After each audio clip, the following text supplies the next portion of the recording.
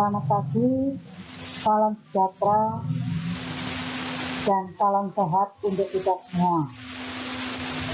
Hari ini kita menginjak hari ketiga pelaksanaan MDLS yang dilaksanakan di rumah kalian masing-masing.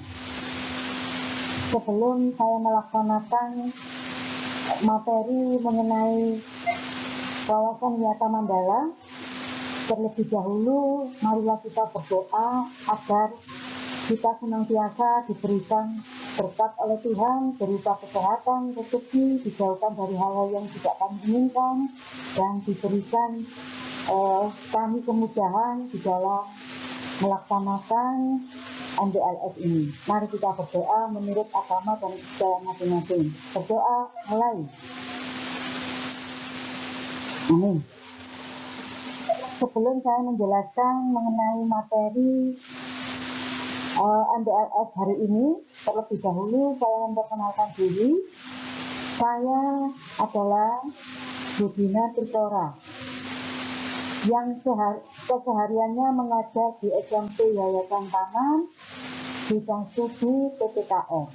Untuk hari ini saya diberi tugas untuk menyampaikan materi pelaksanaan MDLS di SMP Yayasan dengan judul materinya Wawasan Wiyata Mandala. Mungkin kalian di SD dulu belum pernah mengenal materi wawasan Wiyata Mandala. Untuk di SMP ini kalian baru mengenal istilah pengertian wawasan Wiyata Mandala. Wawasan Wiyata Mandala ini terdiri dari 3 kata, yaitu wawasan, wiyata, dan mandala. Baik, akan saya jelaskan satu persatu mengenai pengertian wawasan Wiyata Mandala.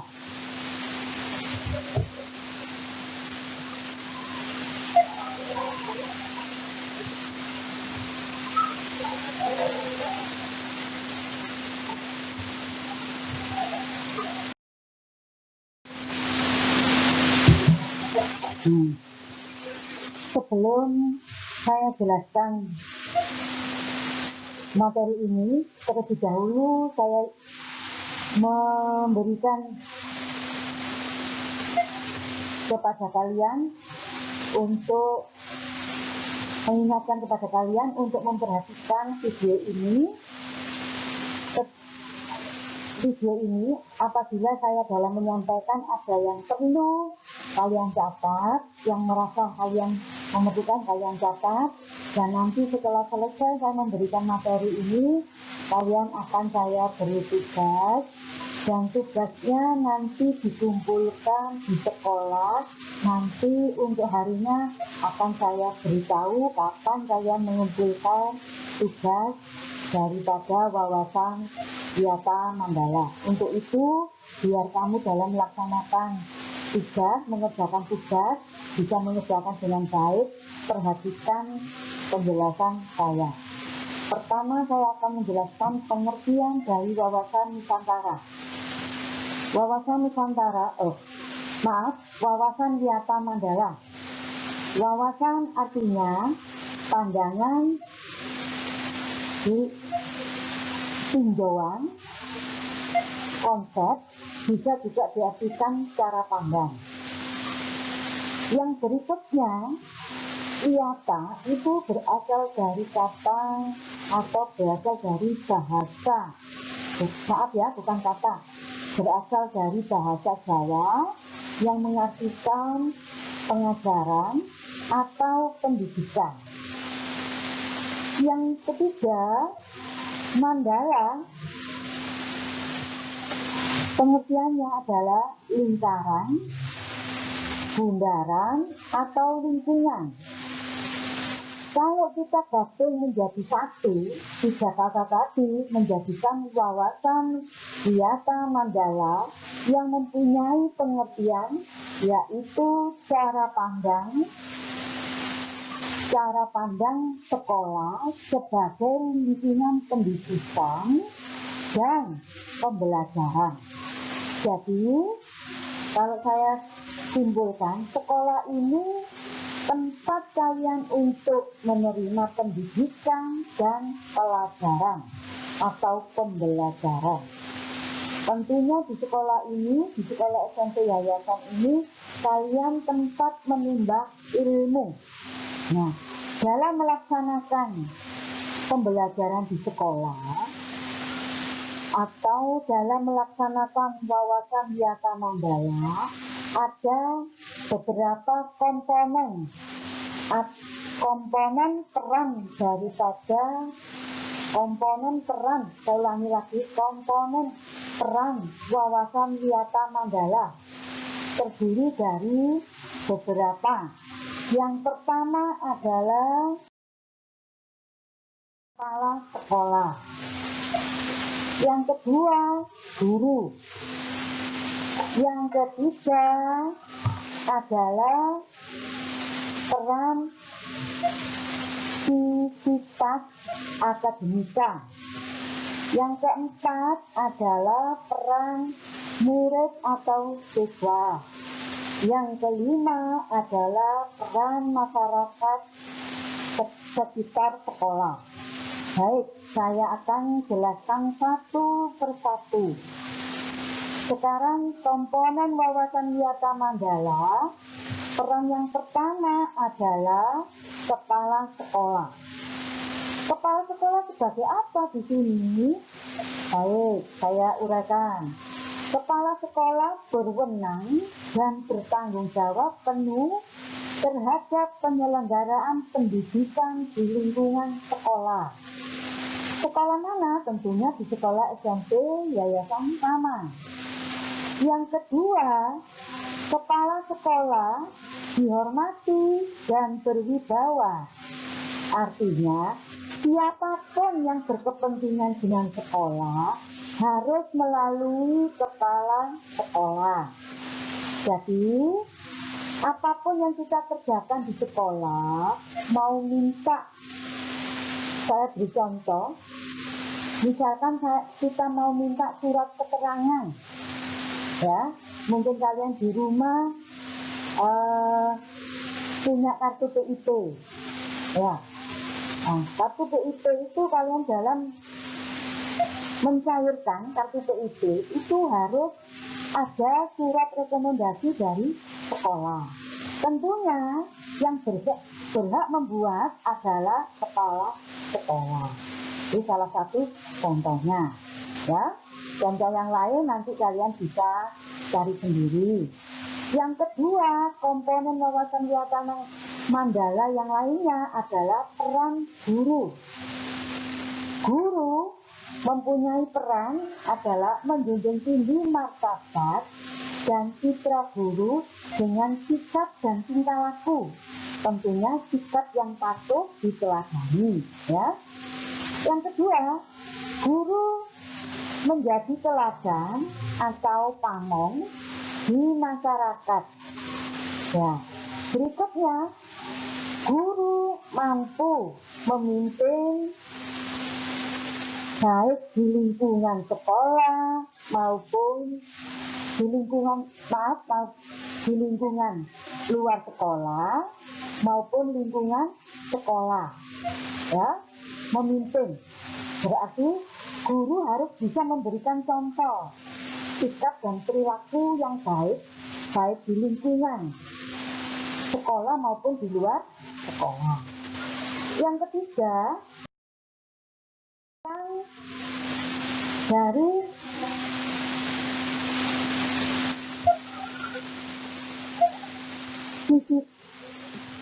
sivitas akademik, ya. Sivitas akademik ini itu adalah salah satunya tata usaha. Tata usaha itu apa? Pegawai administrasi sekolah. Ya. Tata usaha sekolah itu harus mendukung kepentingan administrasi sekolah dalam proses belajar mengajar. Ya, atau biasa dikatakan tata usaha itu namanya TU, ya.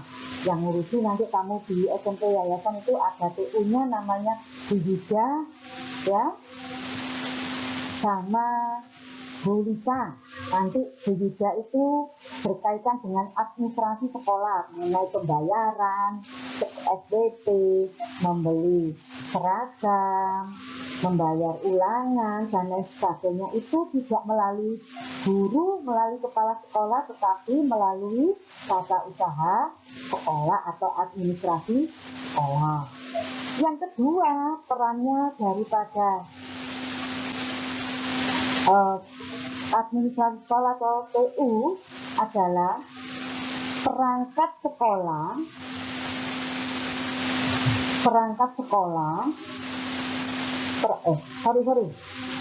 maaf ya.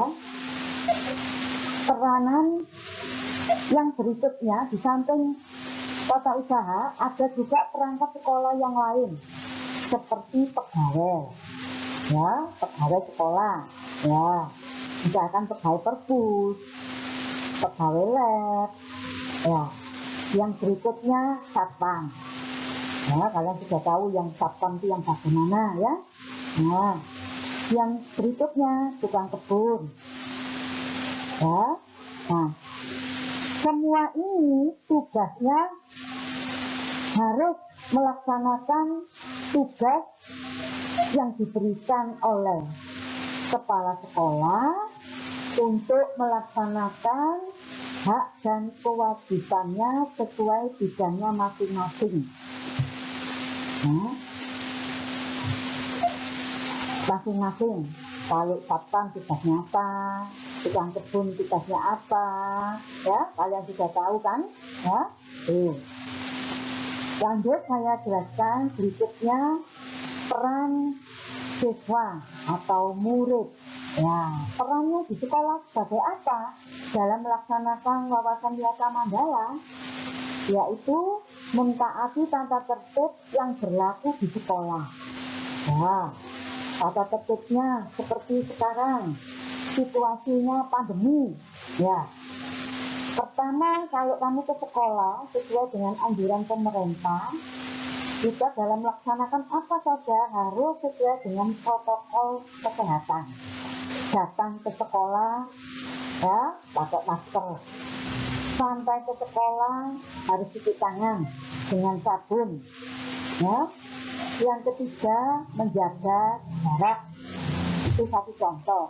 Itu harus kamu laksanakan dengan tertib ya. Apabila tidak kamu laksanakan dengan tertib, risikonya kalian sendiri yang menanggung. Yang kedua, peran siswa hormat dan sopan kepada guru, warga, sekolah yang lain. Ya, kalau kamu terhadap guru, terhadap kepala sekolah, itu sikapmu bagaimana? Kalau memanggil bagaimana? Harus dipanggil dengan namanya, dengan sopan. Misalkan ketemu saya, misalnya jangan dipanggil Bu PPKN, tapi panggil dengan nama yang sopan. Bu Dina, kalau ke pagi ya ketemu ya selamat pagi, kalau siang ya selamat siang. Dan ketemu Bapak Ibu guru yang lain juga begitu. Ya, itu untuk guru. Warga sekolah, misalkan kamu di jalan atau di sekolah ketemu Bapak Satpam, ketemu pegawai tukang kebunnya atau penjaga sekolah, jangan dipanggil Pak Satpam, jangan. Harus sesuai dengan apa? Tadi tata tertib. Panggil, kalau tahu namanya dipanggil Pak, misalkan Pak Samsul. Nah, kalau nggak tahu namanya, ya permisi Pak Satpam. Karena saya belum tahu namanya, saya panggil Pak Satpam. Dan yang lainnya. Ya, jadi kamu harus hormat. Sekalipun itu bukan guru tugasnya, tapi kamu harus menghormati karena biar bagaimana itu adalah rangkaian dari komponen sekolah. Tidak ada satpam, tidak ada tukang kebun, tidak ada penjaga sekolah kan keteteran, bingung, nggak ada bersih-bersih dan lain sebagainya. Ya, itu semua perlu Nah, itu juga perlu dihormati. Berikutnya adalah komponen yang berikutnya, peran masyarakat sekitar. Nah, masyarakat sekitar ini sangat perlu sekali juga perannya. Satu, mendukung program dan kebijakan sekolah. Contohnya, ya, kalau melihat siswa dari SMP yayasan tetangganya tahu pas bolos misalkan di sekolah kita dekat musola, duduk di musola. Nah, masyarakat sekitar itu kalau tahu mendukung program ini, kebijakan ini, nah, memberitahu, ya, Mak, ini waktunya jam pelajaran, nggak boleh duduk-duduk di sini, harus masuk. Nanti kalau istirahat baru duduk di sini. Nah, kalau kamu ditegur oleh masyarakat di situ, berarti masyarakat di situ itu adalah peduli terhadap kalian dan peduli terhadap sekolah. Harusnya kalian berterima kasih. Tidak boleh kamu emosi, terus ngomong yang tidak baik, tidak boleh. Karena itu masyarakat sekitar itu adalah mereka mendukung sekali program daripada sekolah, termasuk kebijakan tadi. Nah, yang kedua perannya masyarakat sekitar adalah membantu dalam rangka kemajuan proses belajar mengajar.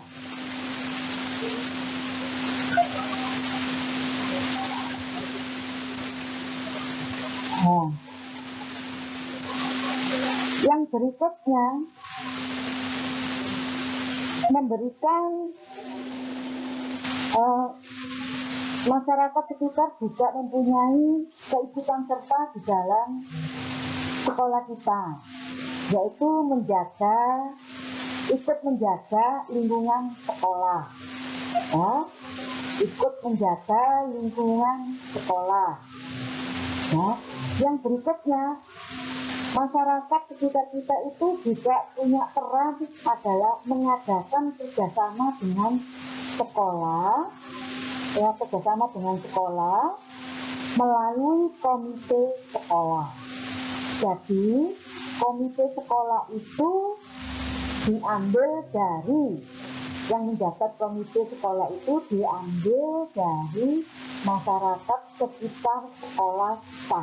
Dan masyarakat yang diberi menjadi anggota komite itu juga mempunyai tanggung jawab bersama komponen sekolah untuk menjaga nama baik sekolah dan ikut juga melaksanakan program-program sekolah yang lain.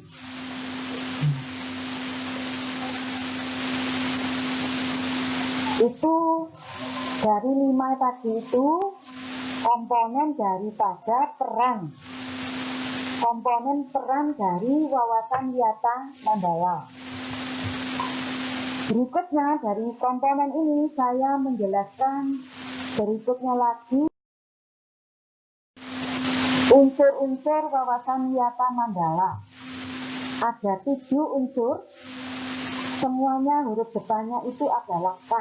Makanya saya beri nama 7K. 7K itu terdiri dari apa saja? Keamanan, kenyamanan 1. Kedua, kekeluargaan. Ketiga, kedisiplinan. Keempat, kerindangan. Keempat, kerindangan. Kelima,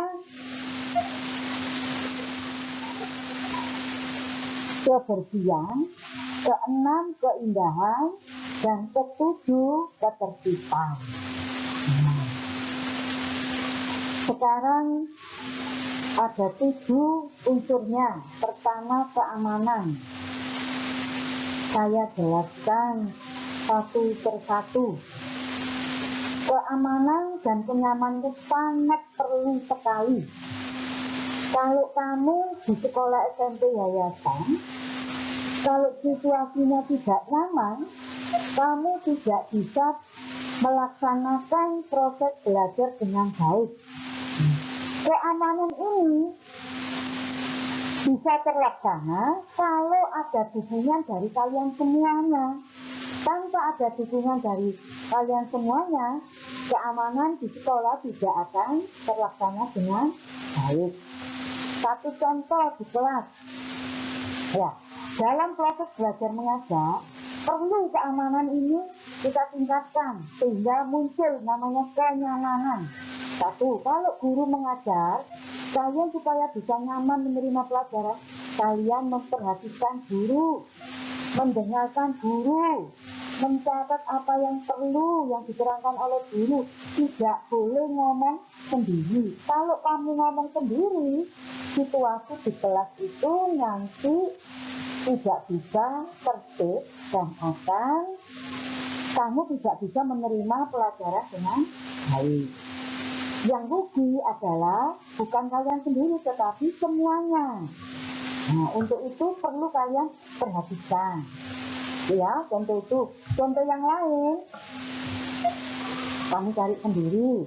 Ya, kalau saya jelaskan nanti terlalu banyak, Kak. Selesai nanti waktunya habis, belum selesai materinya. Yang kedua, kekeluargaan. Di sekolah itu perlu dibina rasa kekeluargaan yang erat.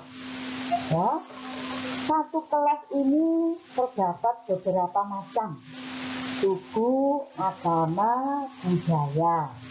Ya, untuk itu keragaman ini bukan merupakan perpecahan, tapi menunjukkan satu kekayaan dari bangsa Indonesia. Gunalah keragaman ini supaya menjadikan satu keluarga SMP yayasan yang baik. Agamanya Islam, agama Kristen, Hindu, Buddha. Dalam melaksanakan ibadahnya kita harus saling menghormati. Kalau saling menghormati, timbul ada yang dinamakan kerukunan hidup antar umat beragama. Karena kita juga berasal dari suku yang berbeda, tentunya ada perbedaan. Satu contoh saya ambil, yang dari Ambon.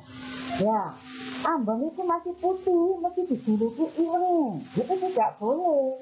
Nah, harus kamu menghormati, karena itu anugerah yang diberikan Tuhan kepada kita. Terus anak konjone ireng rambutnya keriting, ojo diilokno. Harus apa? Dirangkul. Namanya sudah kekeluargaan. Di keluarga itu gak boleh ada perselisihan, sehingga kamu bisa utuh. Ini salah satu contohnya. Yang berikutnya disiplin. Nah, kamu sudah tidak SD lagi, sudah SMP. Jadi sikap kedisiplinannya lebih tinggi lagi daripada SD. Kalau SD dulu mungkin kelas masih bapak ibu gurunya bilang kalau jam pelajaran tangannya dilipat. Perhatikan di sini.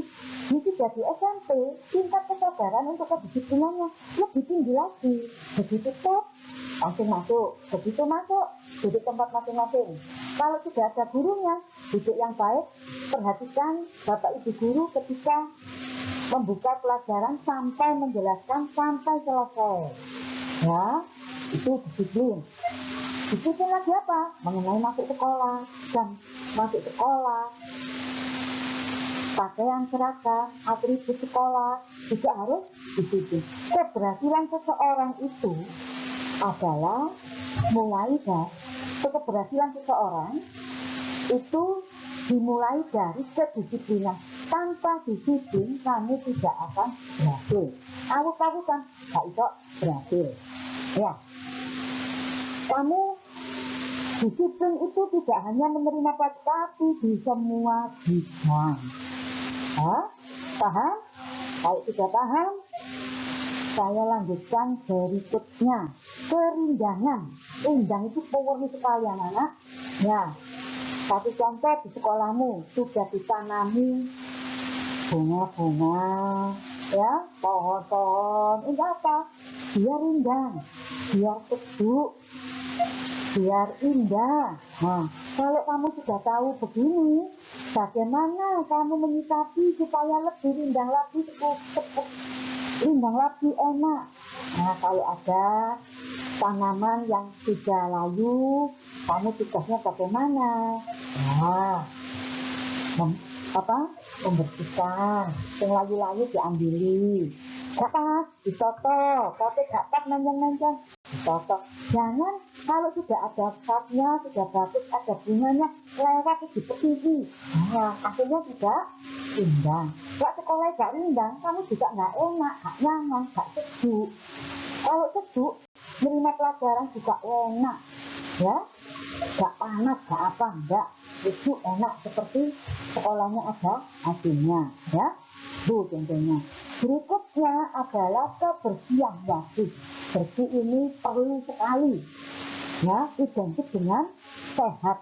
Kalau kita bersih, pasti diikuti dengan sehat. Kalau kita tidak bersih, pasti diikuti dengan yang dinamakan sakit.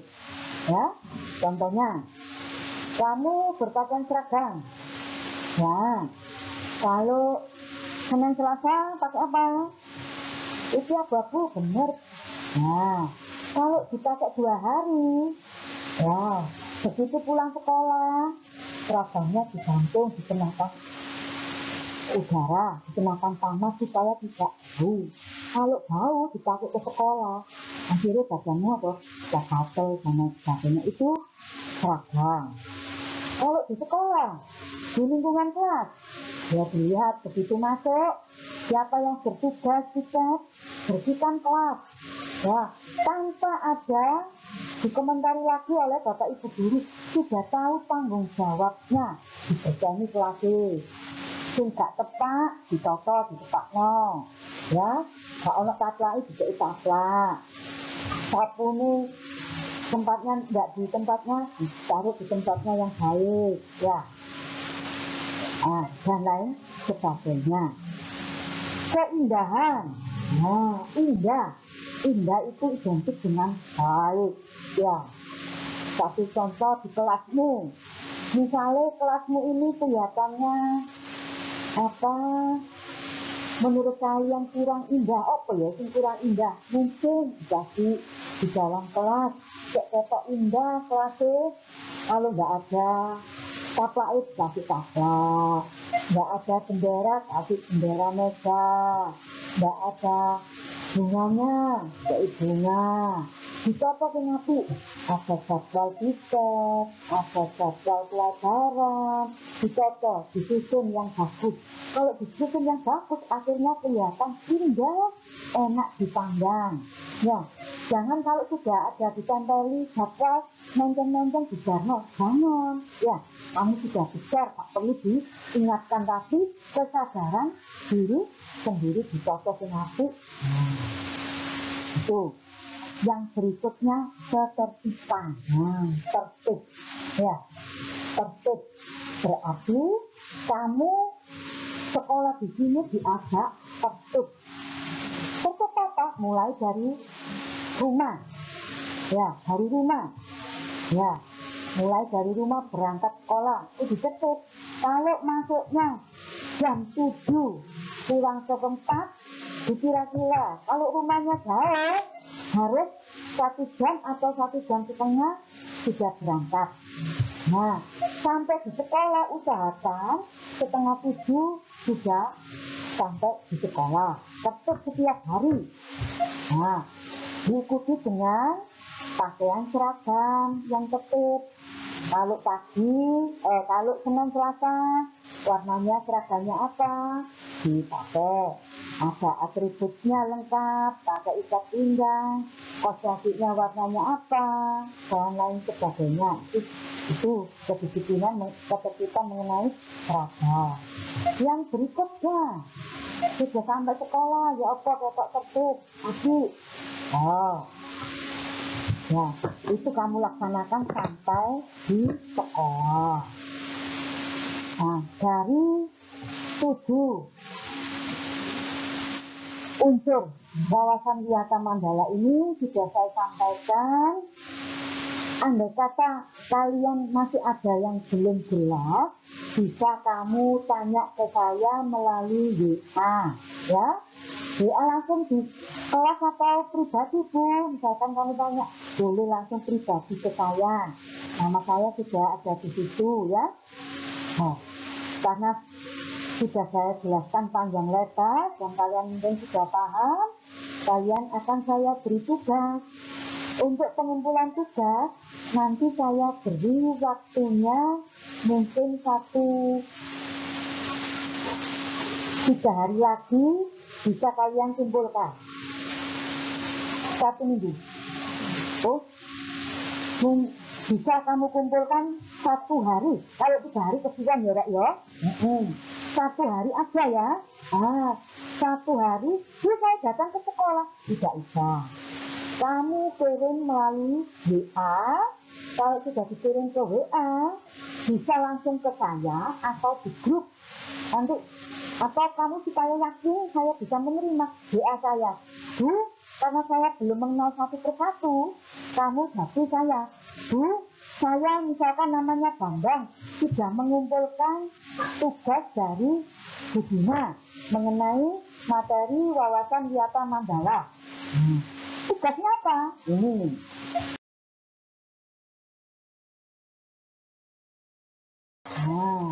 Tugasnya ada 2. Yang pertama, ini saya bacakan tugasnya. Jika kamu menjadi pengurus OSIS, ya, jika kamu menjadi pengurus OSIS, ya, apa yang dapat kamu lakukan untuk mengisi kegiatan OSIS di berbagai bidang. Misalnya kamu nanti ditunjuk sebagai OSIS, saya nggak menjadi OSIS, nggak apa-apa, membuat tugasnya tidak harus hanya anggota OSIS. Jadi ini saya berikan andai kata, berarti sebelum kalian menjadi OSIS, apa yang bisa kamu sampaikan ke sekolah ketika kamu menjadi OSIS nanti?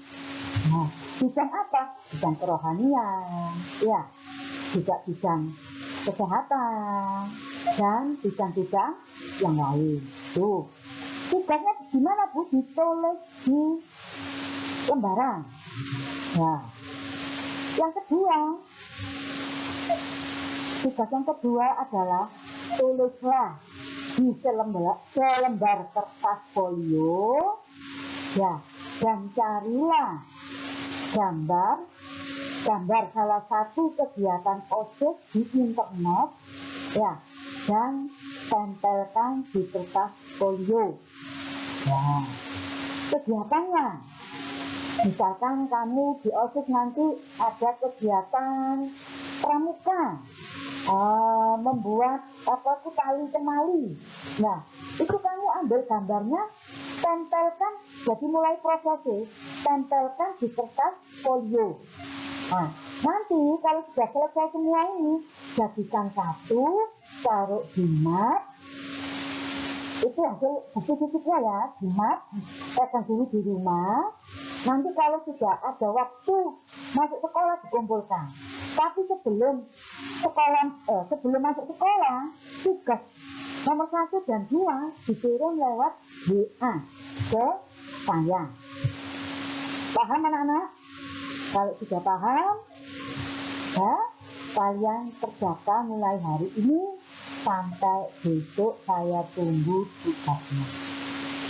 Mungkin sampai di sini keterangan saya, ya. Andai kata ada yang kurang paham, nanti kamu bisa kasih saya menanyakan, ya. Kalau sampai di sini, nah, tadi awalnya kita berdoa menerima pelajaran, sekarang kita tutup juga dengan doa. Doanya apa? Mengucap syukur kamu menerima pelajaran ini, diberi kemudahan, kelancaran. Nah, mari kita berdoa menurut agama dan kepercayaan masing-masing. Berdoa dimulai.